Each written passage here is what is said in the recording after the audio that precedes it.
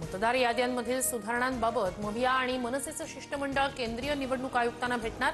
शिष्टमंडळ दिल्लीत भेट घेणार असल्याची माहिती.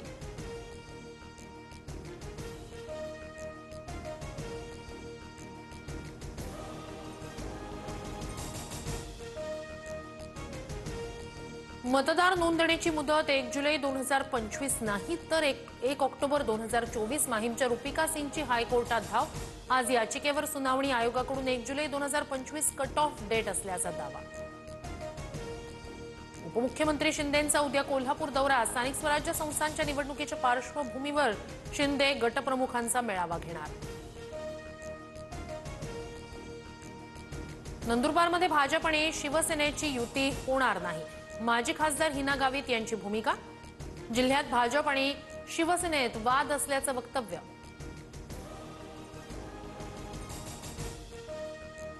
अजित पवार भाषणांमधून गुन्हेगारांना टायरमध्ये घालून सरळ करा म्हणतात. पोलिसांना राजकीय दबाव झुगारून कठोर पावलं उचलावी लागतील.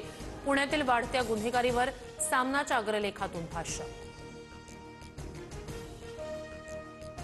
आरोपांबाबतच्या जाहीर पत्रकार परिषदेत रणजित निंबाळकर यांना समर्थकांकडून दुग्धाभिषेक. निंबाळकरांना अश्रू अनावर ढसाढसा रडले.